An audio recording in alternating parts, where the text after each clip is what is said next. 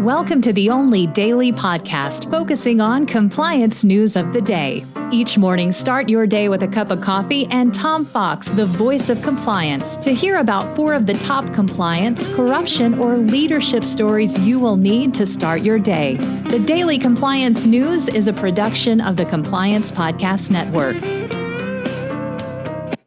First, a word from our sponsor.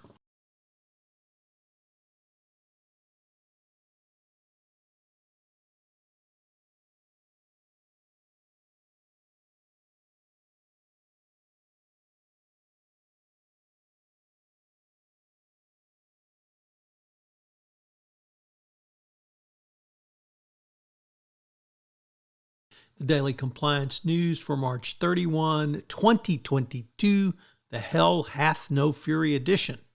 And we begin with that story from the ICIJ, the International Consortium of Investigative Journalists, as Ericsson shareholders severely spanked the Ericsson Board of Directors for their allowing corruption to occur from 2011 to 2019 in Iraq, specifically around Ericsson doing business with ISIS.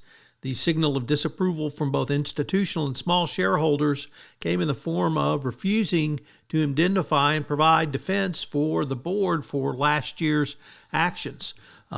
Clearly, shareholders are sick and tired of Ericsson's continued allowing corruption to permeate the company, and the shareholders really spoke about as loudly as they can. Now, they did reelect the board, and that would include the current CEO, but this is as strong a statement as you can get. The Ericsson board and senior management claims that this is all behind them, but the U.S. Department of Justice is very upset over this, and frankly, it would not surprise me one iota if there's another billion-dollar fine in the offing for Ericsson for their continued refusal to abide by the terms of the deferred prosecution agreement and from the continued corruption at the company. Next up, from the SEC, from the Wall Street Journal, the SEC proposes new disclosure requirements for SPACs. The SEC has proposed a rule that would impose a bevy of new disclosure requirements on them amid widespread concern that these vehicles skirt important investor protections, which, of course, they do by design. So looks like SPACs are going to get some additional regulation, probably because of the problems that they ran into over the last year or so. Also from the Wall Street Journal, Bill Ackerman, well-known short seller, says he has permanently retired from this line of work, noting his current stance makes jobs easier, more fun, and improves the quality of life. His funds will be less vocal about the positions they take and more cordial in their relationships with companies.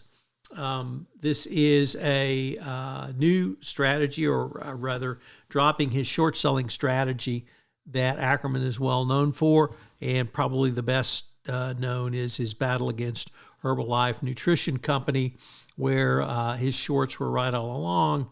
It's just that they were in corruption. And our final story is that senators have asked for the Department of Treasury to close loopholes which allow oligarchs to hide money in the U.S. So perhaps more legislation there. The Daily Compliance News is a production of the Compliance Podcast Network and a proud member of C-Suite Radio. Thanks so much for listening. I hope you'll join me again tomorrow.